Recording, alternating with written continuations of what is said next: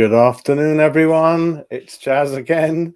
It's the West Ham's Irons channel, and we're going to be reviewing yesterday's game between, well, a disappointing game between, West Ham and Leeds. I've got two great guests with me who weren't quite able to sort of provide any feedback yesterday. And first of all, if I start with you, Ian, are you feeling better, sir? Because I know you've been a little bit under the weather, so hopefully you're over the worst. Yeah, we over the hump now. We're getting better, so it's all good. It's all good. It's all going to be positive from now on. Over the worst, mate. And also, I've got Steve. Steve, how you doing, mate? You all right? Yeah, sorry about I couldn't come on yesterday, mate. Too much beer. You know what I mean? Listen, match days. If you're not going to have, it was a lovely Sunday afternoon, wasn't it? Yesterday, fellas, wasn't it lovely? Eh? Listen, if you're not going to have beer on match days, then when are you going to have it? That's all fine, mate. And we are here to discuss what says on the banner below us, gentlemen. West Ham United 2, Leeds United 3. So what we're going to do before we get into the real things of what went on and let out frustrations out, we're just going to have a quick look at the lineups like we do. And starting with you, Steve, we're about the same, mate. 4-2-3-1. Looks like the same team that came out of Norwich. Again, did you expect perhaps Crowd to play or any other changes, mate? I didn't expect Crowd to play at all, Jazz, because as everyone must know by now, Moyes just don't fancy him. And like I said to you, he was only brought in the summer transfer window late to appease the fans because it was a bad summer transfer. Him and Vlasic, so the fans would be quiet. But I can't see him playing for us again, mate, to be honest. Yeah, I mean, on to you, Ian. Crowell, it's a very, very odd situation. I believe when we're looking at the transfer fees we've spent in our transfer talk show, it looks like there's a reasonable 3-4 million loan fee involved there, mate. And same again, what do you feel about Crowell? And obviously, did you expect any changes from the lineup? In fairness, I think he should have had a start at least. I think the amount of games we've played recently, to change the team, have some rotation. I mean, personally, I would have had him rather than Lanzini. He seems to fit that role slightly better than Lanzini does. And say a pair of fresh legs on the pitch never goes amiss, does it? Yeah, definitely. I think especially because obviously we'll go into a bit more detail, but yeah, I think Crowell deserves a run. I believe it was the only starting, was it Man United League Cup, I think? Yeah, Man United. So, yeah. So that probably was about the only time I can remember him, really. So it's not good. You've got to play a bit more. Leeds team, Rafinha obviously started, James up front, and no sign of Bamford. So again, everyone, it was a team, Steve, that you rightly were saying we've got to win. I don't even want to draw. And if you're top 4, top 5 at home, you've got to look at it that way, mate. And I know I was thinking of like they had the week break, and perhaps you rightly were saying that shouldn't really matter, really. So before the game started, Steve, I think you were definitely looking for a win and nothing else, weren't you, mate? Yeah, I said it was going to be 3-1. I mean, you spoke yesterday about playing 3 games in a week. Well, like I said to you in my day, it was 42 league games. I used to play every Wednesday, Saturday. Easter, you had one bank holiday Monday. On the Saturday, you had one Boxing Day at Christmas and the day after. And like I said to you, Jazz, they're not exactly working 9 to 5. They get paid enough for this. Do you know what I mean? Yeah. It's my opinion. They get paid enough. But one thing I would say is, why is he bringing on Sonny Perkins yesterday when Armstrong Okoflex has been on the bench now the past 3 or 4 games, and his record at under 23 level for scoring is phenomenal, mate. You've got to give the boy a try. You know? Listen, mate. Yeah, I mean, listen. David has made a great start to his career at West Ham, but there's a lot of things there that still we don't understand. It's annoying. He is fairly stubborn in a lot of ways, and that's his personality and reputation. A lot of good things he does also, but there is a 10, 15, 20% side to him that, shall we say, it's a little bit old school. He's probably one of the old tracksuit top, full 100% coach managers left now. I think the one who likes to control the club from top to the bottom, and perhaps a little bit of that is causing an issue with the new setup we've got in the scouting systems. We don't know yet, mate. But going back to the game, Leeds again, similar to Norwich, Ian, not really quite at it, mate. And obviously, back in my mind was, we lost 3-2 to Southampton. We did not want this one to draw. Certainly, Yeah, 3 games in a week. I know that, and we do need players through the door, mate. But when the game started, was there anything in your mind saying, "Yep, they've had a week's break, we haven't," and Antonio's looked a bit leggy because Norwich game was only midweek? Was any of that perhaps on your mind? The way I looked at it was the fact that, okay, we might be a little bit tired, but that shouldn't detract from it. They had, 11 first-team players to choose from, and the bench was full of teenagers. So in that sense, the quality should have seen us through, but there just seemed to be no desire. And I like to say, obviously, if we lose, but we leave everything out on the pitch, then we were the worst team on the day. We certainly didn't leave everything out there. I don't even think some of the players turned up yesterday. The inability to pass, the inability to run and challenge for second balls, it just there wasn't anything there. And you see that from the initial kickoff, and it was just it didn't get better. And I know we've played a lot of games, but that shouldn't matter. It shouldn't matter. They're paid a phenomenal amount of money to be fit and to be able to challenge week in, week out, and they're not at it at the moment. I think obviously, yeah, a lot of games, not many chances to rotate players. I mean, in summary, the two things I was taking out the game, Steve, was that, yeah, we were a little bit same as Norwich, very wasteful up front. We get to the edge of the area. After that, we're making the wrong decisions. We're not quite calm enough in front of goal, and we've seen that. The stats will show, Bowen has definitely scored goals recently. Antonio overall looks good.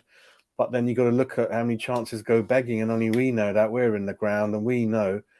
I don't know how many other teams can create as many chances as we do. We only put 1 or 2 away. Norwich, again, I was mentioning that, the stats will say we won 2-0, but it was far from like that. It should have been 6-7.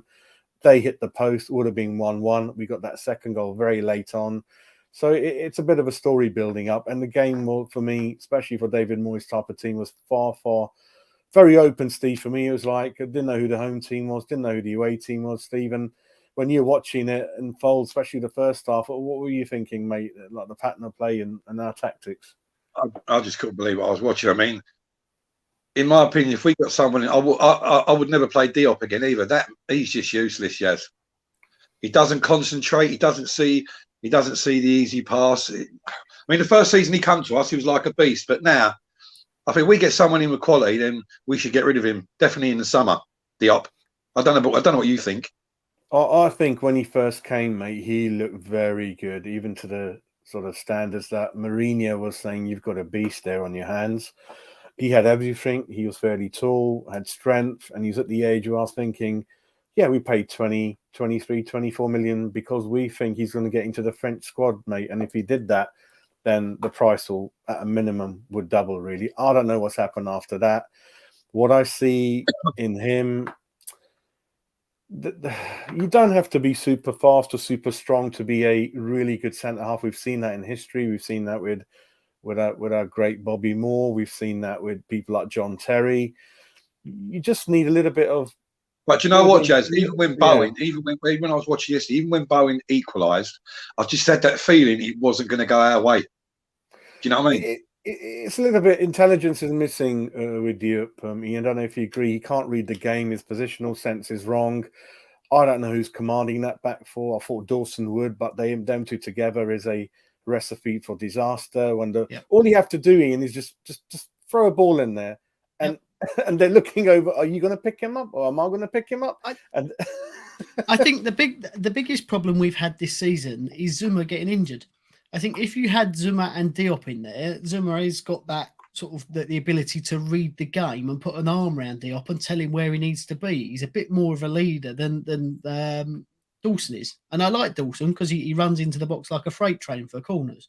But you need more than that to be a top class defender and challenging for the top four. It's mind you, Ian. Did you see that open goal Dawson missed? Well, yes, I did. Yes, I think he should have scored that without any.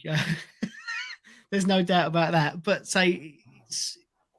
he's not the player you want mentoring, is he? He's not got a complete game about him. I think all over the pitch you didn't see any strict pattern or any real tactics. It was the game was split into three, wasn't it? The pitch at the back, Yep.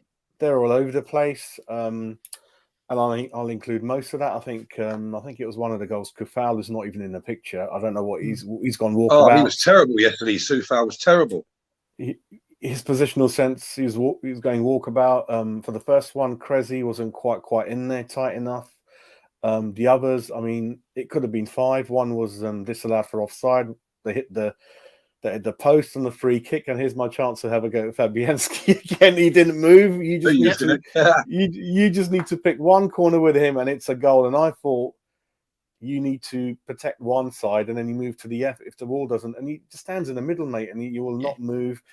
And obviously being at the game, and I know Steve certainly watched it, and don't know if you did in all of it, but it was a comedy of errors. A number of times that Diop keep making the wrong decision in terms of coming out with the ball and suddenly finding he's got no one to pass it to. Then suddenly putting Fabianski in trouble. Then there was a bit where Dawson put Rice in trouble, and then Rice looked at him and Dawson looked the other way and ran. Like, it was a right comedy, mate. Their confidence, it should be high. You're 4th in the league, and you're looking nervous again. And again, what Leeds really did good, Ian, was that when we had the ball, they were right out there, mate. They were right. You know, they're giving you not a minute to breathe, not a second to think about it, and that's what we should have been doing. And Rice, he was trying by himself.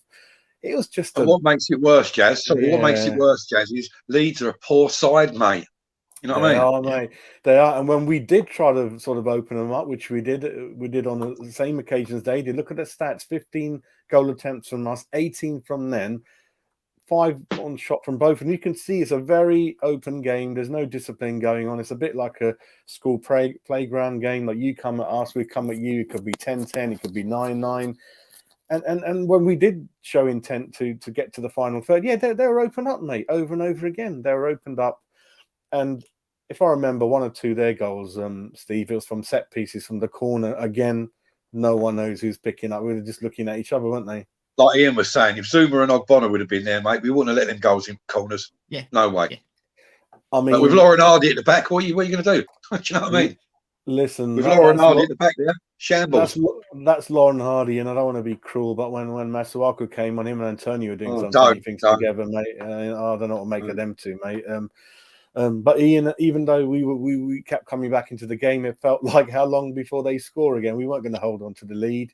And one thing in my mind, Ian, is look at the results. 3-2 Palace. That should have been 3-3, mate. That overhead kick, that was inches wide. So that's 3-2.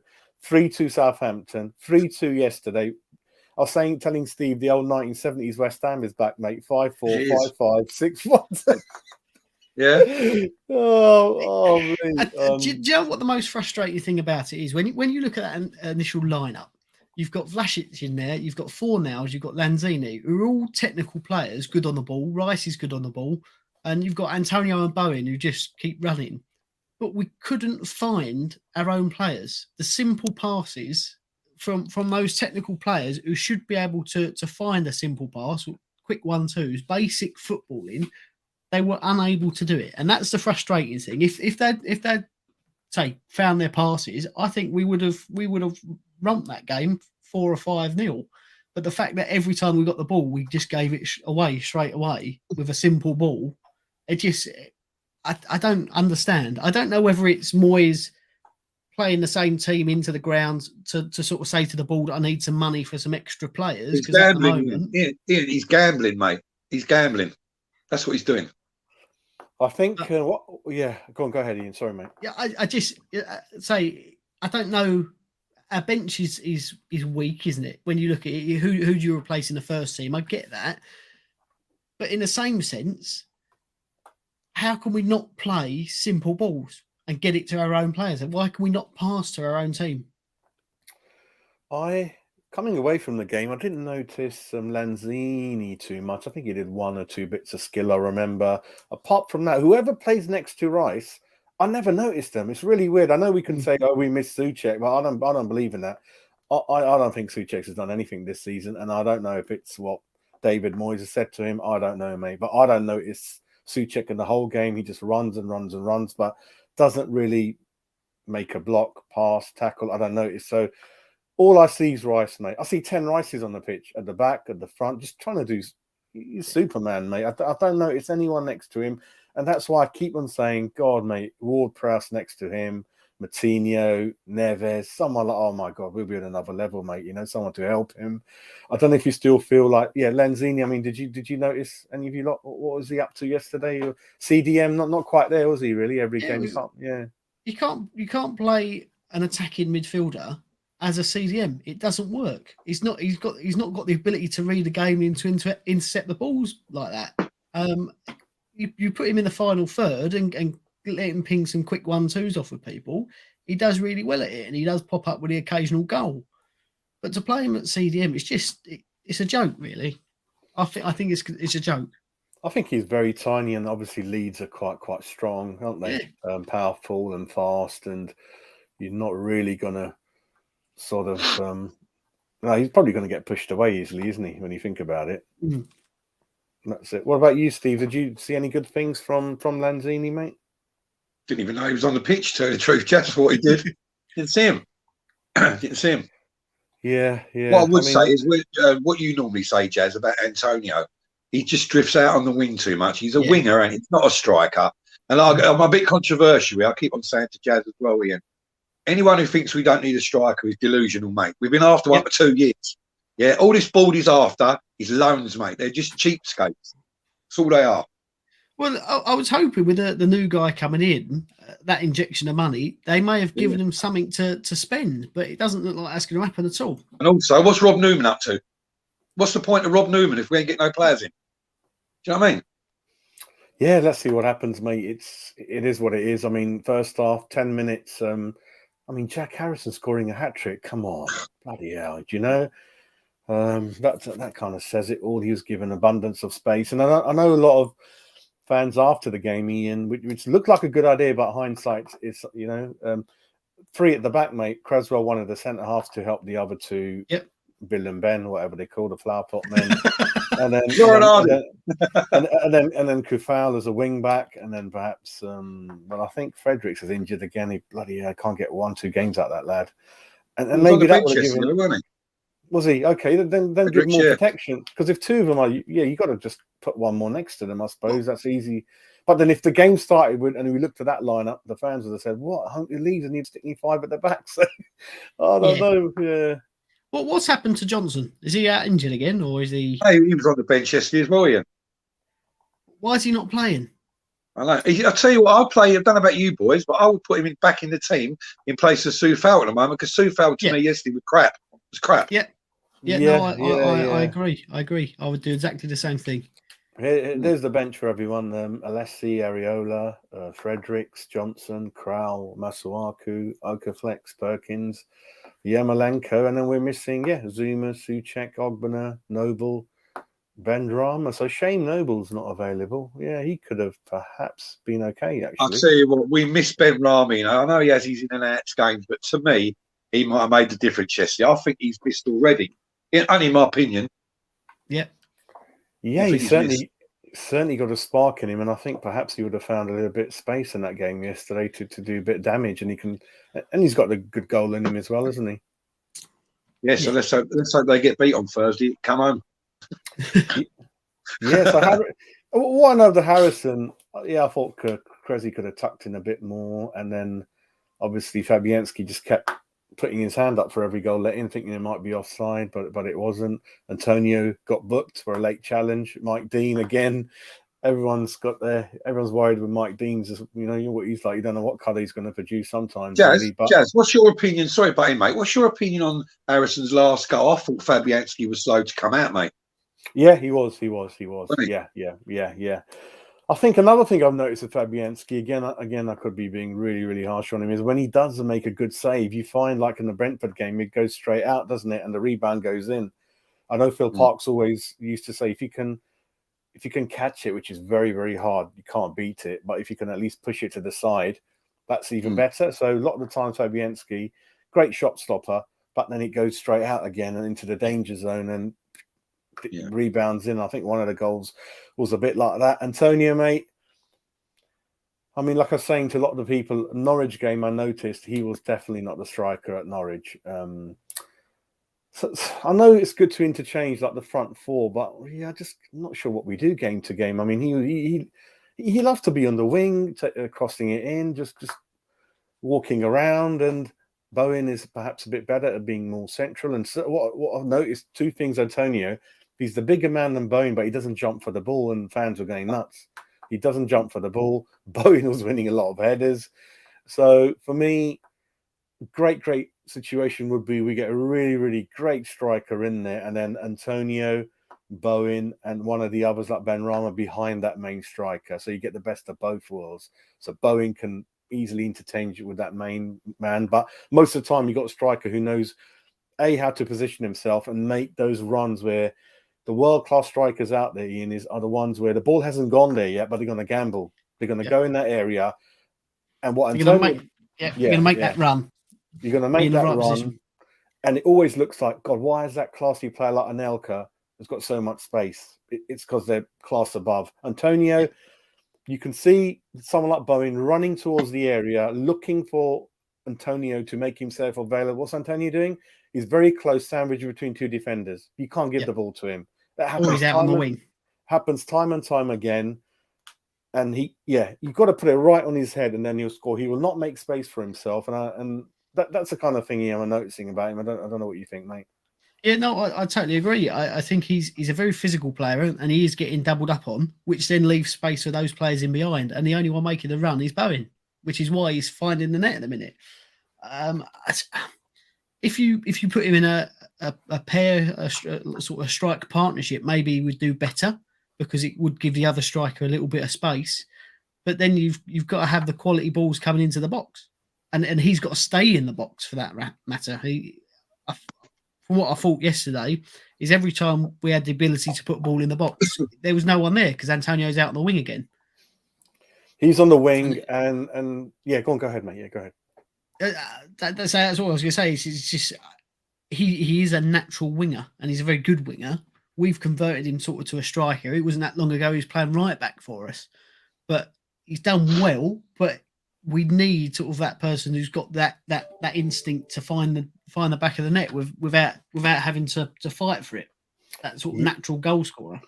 Yeah. Ian, his strength is when you've got the ball at his feet and he's running at the defenders, obviously that's his skill, or he can turn the odd time he turns them inside out and runs at you. But in terms of waiting for the ball to be delivered, he ain't going to make that move, mate. You know. And Steve, is that one or two things you've noticed about Antonio as well? What I noticed as well, I don't know if you and Ian agree, is that sometimes when he's got the ball, you can see the simple pass. He just hangs on to it for too long as well. A bit greedy sometimes. Do you know what I mean? And the worrying thing about yesterday after the game, David Moyes, someone asked him in the press conference about Antonio. He went, he's on his last legs, but what do you expect me to do about it? Well, go and get a striker, mate. That's what you got to do. Jesus Christ. Do you know what I mean? Ian, we have a daily discussion with Steve, and Steve is literally going nuts, mate. Every day. he wants a striker in, mate, and I'm always trying to calm him down and say, yeah, let's wait until the window ends. What more can I say? No, I'm not slating Antonio off in any shape or form, but he does hang on to the ball too much. He can be greedy when the simple pass is on. Yeah. Well, so for a ball that's bought how many strikers? Why have we not got a single one in the squad at the minute? Well, Antonio's just signed another 3-year deal, so we're not getting a striker for 3 years. There we go. I can laugh about it now. If you don't laugh, you cry, wouldn't you? Yeah. I'll tell you what. I mean, oh God. I mean, Championship's not a bad place to start. Have a look in there. I mean, you've had how many goals has Mitrovic got this season? 27. Oh, I love him, mate. I love him. Yeah. See, me and Jazz disagree on that one, don't we, Jazz? Mitrovic.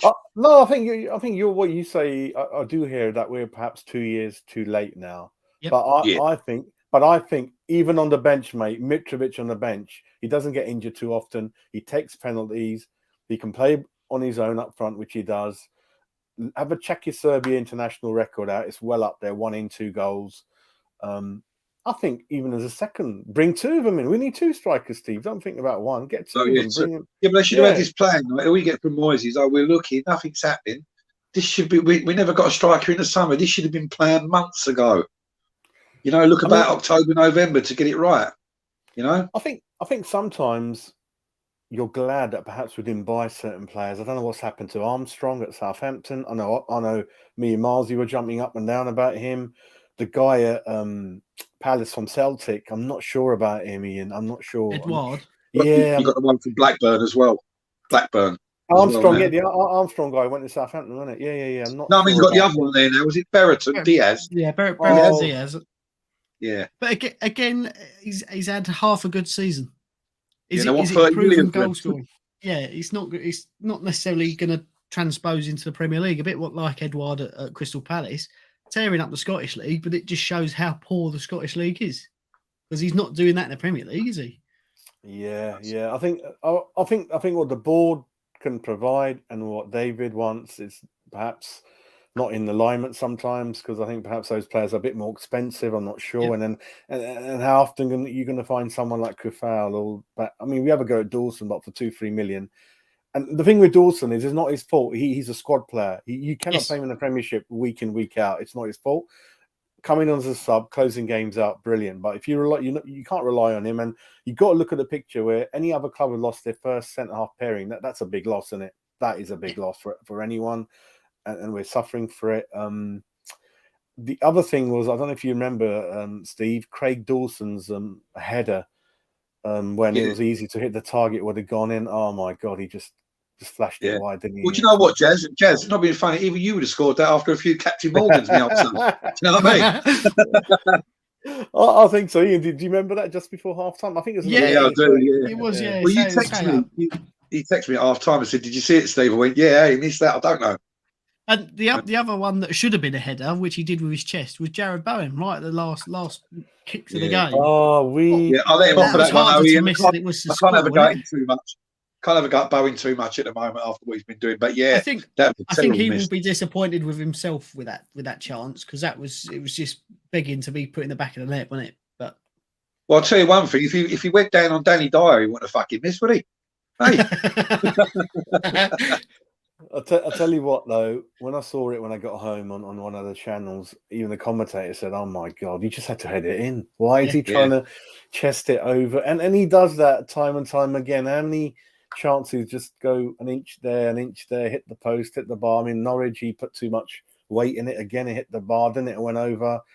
Antonio a couple of times. I mean, Norwich, he scooped it over the bar, put far too much on there. Here, I think he set one of them up. Daniel James is another one. Again, I'm glad we didn't buy him. I'm not impressed with him, Ian. He just can't finish, mate. He's terrible at the end, you know. He's a speed merchant. He's Aaron Lennon, isn't he? He run down a wing at 100 mile an hour and then put the ball into the crowd. That's what he's good at. I think Steve will remember Franz Carr, mate, isn't it? At Forest. Do you remember him? Franz Carr, he played for us for about 2 or 3 games. Actually, you're right. There's a story Dick says how he kicked lumps at him in one game and things like that. But you got wingers who are rapid, but sometimes they leave the ball behind and carry on running and that kind of thing. Yes, I'm glad that we didn't go in for James. No, he would not improve us, mate. What do you think of Vlasic, Jesse? I think Vlasic has come on, but 2 steps backward yesterday. I think two things of Vlasic. I thought he was okay, because what he was doing when obviously some of the passes are going so hot, but he's very good at holding onto the ball, chesting it, holding the defender off. He doesn't lose it, but rightly so.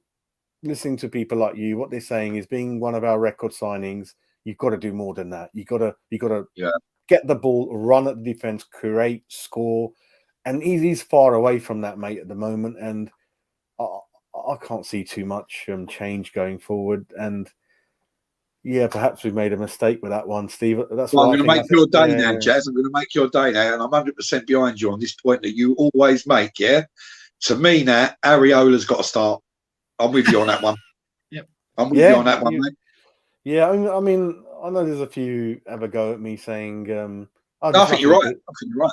You can't keep saying you could have done nothing about it. You can't do nothing about it. Come on. I mean, I think he nearly. Actually, do you remember? Actually, it was James who caught him nearly, didn't he? He nearly lost the ball. Yeah. And then obviously he got him on the ankle, and Fabianski, got hurt. But you do feel nervous when he's trying to kick it out.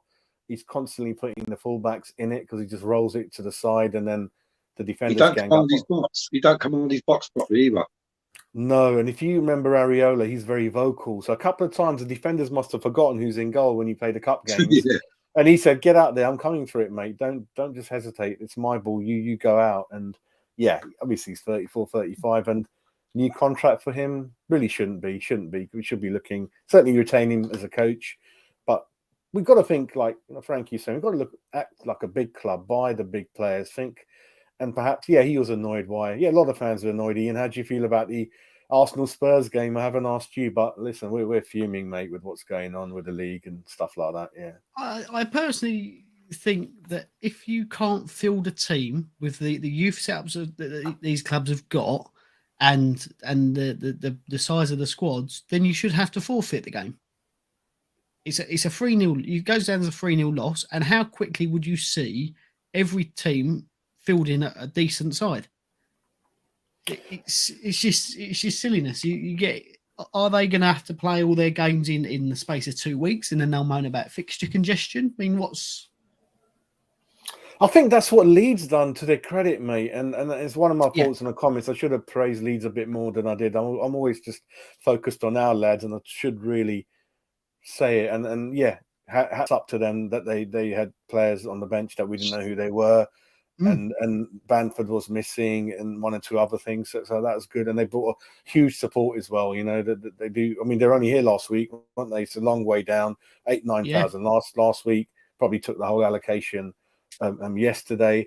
So Arsenal, I think, it's driving me nuts. And I think obviously Tottenham have been a bit naughty as well, but they weren't happy, saying, yeah, it's because of injuries and the African. That's why they cancelled the game. Well, that's exactly what it is. And I, as I said, I think if you can't field a team, you're unable to do that, then you have to forfeit the match. I mean, African Nations Cup shouldn't even come into the equation. They knew it was in January. Yep. Do you know what I mean? I think what I'm hearing, what's going on at the tournament, I mean, the organisers got to look at it, mate. I mean, it just looks not very well organised. I haven't watched any of it, but what I haven't watched any of it either. They've got a referee that was blowing up. He blew the final whistle 3 times, didn't he? The first time on like 84 minutes. He got sunstroke, didn't he? Very, very corrupt, mate. Very corrupt. Before I move on, obviously, it was. Let me go back to half time. So yeah, Declan Rice got close a couple of times. Fornell scored after 52 minutes, and when that goal happened, Antonio's next to him, but he didn't want to give it to him because maybe they're losing confidence in 1 or 2 players. I'm glad he kind of took it himself, and that was a good finish. And it only lasted 8 minutes. Maybe just can't hold on to Leeds. Rafinha, I wanted to ask about him. Steve, would you want him in your team, mate? A player like that, would he improve us, you think? Yeah, I think he would as he goes. Yeah, he's all right, isn't he? Yeah, it's good. Yeah, he's a decent one. He's the decent one that holds them together. Right, and I think he's a better player than what Lanzini is. You'd agree? Yeah. He's definitely. He's good on free kicks. He was close with that free kick yesterday as well. Yeah. And Ian's very assured of himself. And what I'm worried about is, looks like 26, 27 million has gone down the Vlasic pot. If we'd kept that money, we could have added another 20, 30 to that, and then we could have, 50, 60. We could have gone and got a really, really good player that takes us up to the next level, mate. Really, yeah. I can see. I can see 2 weeks today on the last day of the window. I can just see same old Golden Sullivan loan deals, mate. Telling you. What looks like in the last window was that we were waiting for Lingard all along, and then 4 days before the Lingard. Don't, mate, don't. No, I don't think he's coming, mate. No, I can't. Move on. Drama's gone on for too long. Yeah, he just wants a big paycheck at the end, and I'm hearing he wants to go to a warmer climate abroad somewhere. Yeah, whatever, it's fine. I mean, thank you for your help but we cannot afford to waste any more time on things. It's the board, isn't it? It's like, if we can get him for 5 million or 8, that's all they're thinking. But keep going. And what they found is Vlasic and Král, they probably weren't even high on their list to me, and they came at the end because they didn't want to embarrass themselves in front of us, and they just had to get 2 bodies through the door, didn't they? And it looks like we've perhaps overpaid for Vlasic and wasted 4 million loan fee on Král. Thank God we got Zuma in, otherwise that window looks terrible, mate, doesn't it? Yeah. It's I can't see with Vlasic. I think he's going to be a slow starter, but he needs to be played centrally. if he's played centrally, then as he was at his last club, he did the job. He's being put out on the left. He's not a left winger. You can't. It's like you can't put a box in a circle hole, can you? It's like it doesn't work. You've got to play players where they know how to play. Otherwise, you're just always fighting an uphill battle. So I think he could come good, a bit like Ben Rama sort of last season. I know there were murmurs in some of the fan base going where he's not quite Premier League quality. Actually, he's been given a bit of time. He's been played in his right position, and he's been allowed to do sort of what he likes to do a bit more now. And he's a quality player. I think with Lassic, you've got to do the same. And Crow, you've got to play him. You can't. I don't think we've not had enough time to judge him to say that he's a failure. So I don't think that's his fault as such. But he's just not sort of been given that sort of vote of confidence. So let's go and play, see what you can do, make the difference. The thing is, I think with Alex Crow, if he was going to make anything of it at West Ham, he'd have been in that team against Norwich. As soon as he weren't picked for the Norwich game, the worst team in the league, you just know he's not going to get in that team. Yeah. No, mate. He wouldn't even start against Kidderminster, mate. He wouldn't even. Nice one, Jazz. We needed a lot. That's right. It's mind-boggling how amateur people like us can see things and they can't. It's crazy. I mean, going back to the game, there was a goal that was disallowed for offside. Thank God. That should have been a goal. That should have been a goal. Yeah, we're all over the pitch. I mean, all over the place with that one. Then they hit the post. Again, quite lucky with that. And then you can see and I haven't seen it too often, Ian, is Diop went off and there were jeers and whistles and I haven't seen that West Ham in a while. So it's got to that level now with him, and he probably knows what's going on. Then you see Masuaku coming on, and then you've got Yarmolenko. It just doesn't excite you, is it? As fans, like nothing's going to happen there, mate. And Yamo's twisting and turning, and then oh god, it's just nothing happening. When he does put a shot away, there's no power on there. Just nothing. When he does score, it's offside. There's nothing on the bench, mate. And going back to that Bowen thing, I think we all leapt up thinking that's in, and then we were like, we couldn't believe it. You know, what is this footballs they use these days, Steve? What they made out of? Are they really light that you just touch it and it flies over the bloody? I reckon so, yeah. Especially you could judge it by yesterday. But why did he take 4 nails off? Yeah, slight injury or what? Only he would know. No, he wasn't hobbling or anything. He looked okay. I ain't got a clue. I know 4 nails has recently. Did he have the virus? Yeah, he did, Maybe these fitness tests that they do tells them that you can have him for that long, and then it's best that you pull him out, I think. And then obviously the youth guy came on, didn't he? Sonny Perkins came 87. What's the point? 87 minutes. I mean, the bit that got me about him is, I mean, he played in the Dynamo Zagreb game that we lost, and was awful. He just stood on his defender, didn't move. It got stuck to his defender the whole game, and it didn't instill me with confidence that he was going to change anything, even from a set piece or a lucky goal. It weren't going to happen. And I think we could have gone on for that game for another 2 days, and we still would have not been able to score a winner. Look at Leeds. Before yesterday's game, they had scored 21 goals in 20 games. And there's only one away at Norwich as well. Yeah. And our goals conceded column has taken a pounding. The home record's ridiculous, atrocious. Home record. Arsenal 2 games in hand, 2 points behind. Spurs a mighty 4 games in hand, 4 points behind. I think the only thing that will help us with that is if Spurs are made to play all those 4 games in 1 week.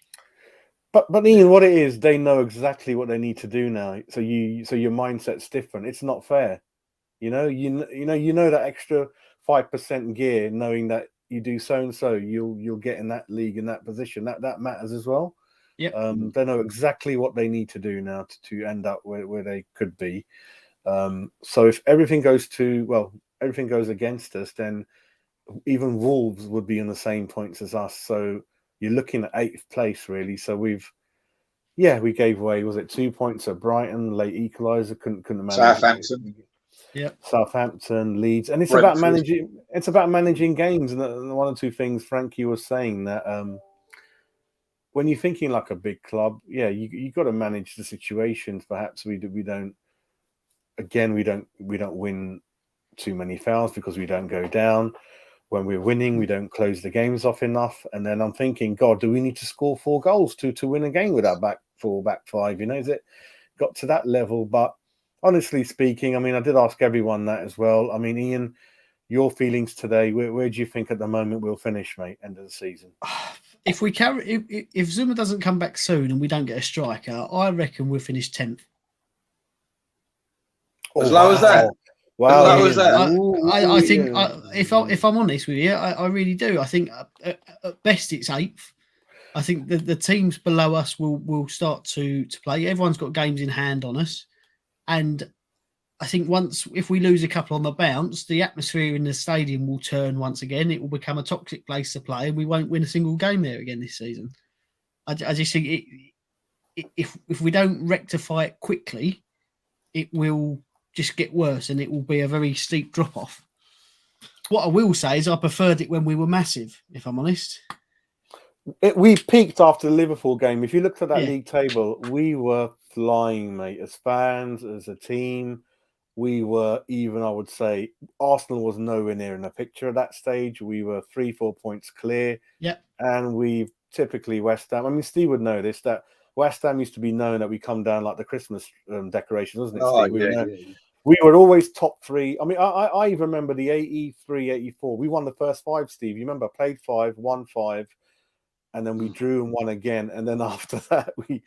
No, but there's an even better one than that. The year we got to the European Cup Winners' Cup final in '76, as you know, I was at the Eintracht Frankfurt one, which is a brilliant day.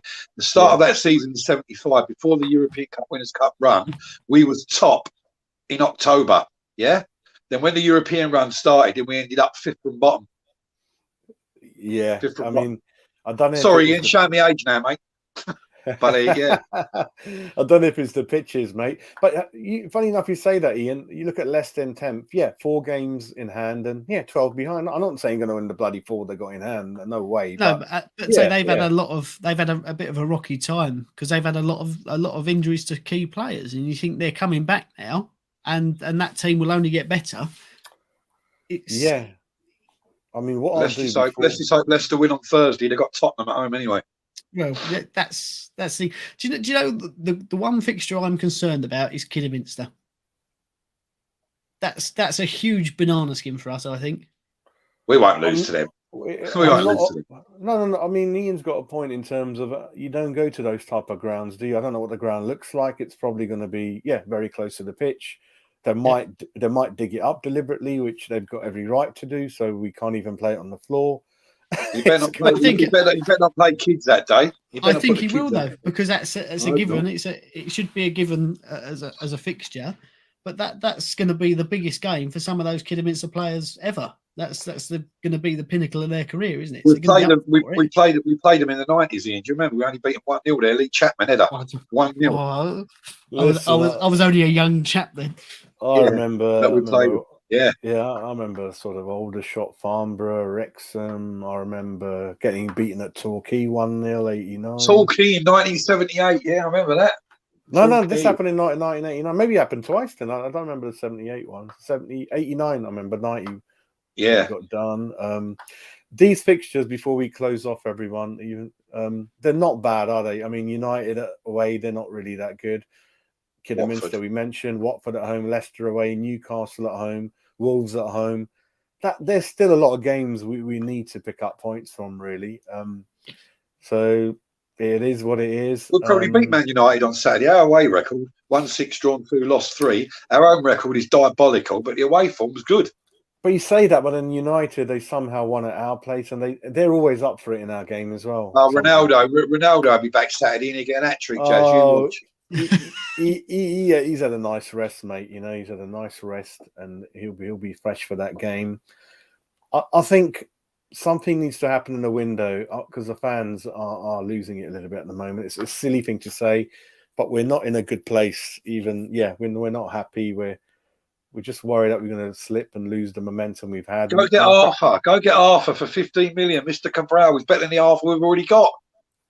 I think a couple of things going back to the window is, and last season we missed out on the fourth by 2 points, and again we're sitting in fourth, and I don't know where we're going to end up. It could be a few points here and there, and it's just about 2-3 players through the door, and we know our starting lineup isn't bad, but those boys are humans. They need motivation levels drop, and when they see a big signing walking through the door, I think it lifts everyone, and you play. And we have a go at Antonio, like you said, Steve. He hasn't got anyone to worry about, so naturally, he ain't going to be bothered. He's going to drop about 10% because there's no one to take his space. And the manager, come on, Dave, you've done the hard work. The structure's there, the base is there. Just don't mess it up, mate. Just keep going. We don't know where we could end up, and we've got to keep people like Rice and Bowen with all the attention around them, stay in Europe. That's kind of what I'm thinking. And your final thoughts, gentlemen. Ian, final thoughts before we close out, mate. My final thoughts is something to ponder, really. Jared Bowen has recently sort of refused to sign a new deal, isn't he? I haven't heard anything, but yeah. No, I haven't heard either. So I was reading the other day that apparently he's refused to sign a new deal, and I think that's for one or two reasons. If he drags us to the top 4, he can command a big salary from us, which I think would only be fair. Or if we don't get in the top 4, then I think he'll be off to Liverpool in the summer. I've heard that there's an 11 million pot as a bonus for top 4 finish, isn't it? Which I don't know what that bloody means to motivate them further. But yeah, interesting. Steve, any final thoughts from you, mate? Well, just the game on Saturday, yeah. Wouldn't it be great to have a new signing in by Saturday? But I can't see it. No. I mean, there's so many steps, and it's more complicated. There's medicals. And also, people are saying, why would a striker come to West Ham to play second fiddle to Antonio? Fuck that, mate. He gets straight in the team, Antonio. No, I don't think that's an issue because it's a challenge. You've got to win your place. It's a chance. This is the league to play for anyone in the world. This is the league. This is where the money is and the exposure. So if you do well at West Ham, then you should be confident to perhaps, you could go anywhere. So no one should be scared of competition. And that's for Jared Bowen. Perhaps Danny Dye don't want to move to Liverpool. What do you reckon? Let's hope so. Yeah. I mean, we'll see. Yeah. Sorry, just quick. I think the biggest stumbling block for us with transfers is our facilities. When you look at the training grounds, even from some of the championship clubs, and then you look at ours, what's the selling point? Rush There isn't one. There isn't one. It's like, I want to go and play in the 1980s. Yeah, that's really good. Or I can go to a championship. Yeah, we've got a port cabin, mate. Don't worry about it. Just in case it rains, I only got one leak. It's I just don't. From these players that potentially could come in, they look at us and then they go, "Oh, let's go and look at Watford's new shiny ground." Okay, where do I want to play week in, or where do I want to train day in day out? I'll go to Watford rather than the muddy field. Do you know what I mean? We're gonna go up there one Saturday, Jazz, aren't we? Jazz, we go to the training ground one Saturday, yeah. Yeah, we'll do it, mate. Yeah, hopefully the weather picks up and we'll do a few things. We've got a history of porta cabins. Remember the old club shop, Steve, don't you? Yeah. I don't know. I used to get all that gear in there, mate. It wasn't a very big place, but yeah, they used to hang shirts from the ceilings, all sorts in there, I remember. Yeah, go through the gate on the left-hand side. Yeah. Anyway, I want to thank you, gentlemen, for your time. Hopefully leaves your evening free. And Ian, keep getting well, mate, and we'll do more interesting shows. And Steve, you take care of yourself, mate, and I'm praying for you that we get someone in, mate. I know it's driving you mad, but what can we do? So thank you. Come on, you irons. Come on, you portal cabins, and we'll call it. And Jazz, just before you go, you know when we do the history one, yeah. We have to find the Peanut Man. Peanuts, North Bank. Got to find him. I've definitely heard him being mentioned on a lot of the groups I'm in, so I will try to. And Quasimodo, the program seller. Yeah, that's That's what I heard, and I think you want to meet up with 1981. How you got in to see the Ray Stewart penalty, didn't you? Yeah, I last got in to minute? see the League Cup final between Liverpool and West Ham live. I didn't even pay. Where are them people that got in? I'm one of the 200 that got in for nothing. Love it, mate. No problem. Anyway, you take care, gentlemen. Yeah, and we'll Jazz. catch up. Ian, see you later, mate. Thank you Take to care. the viewers. See you later, boys.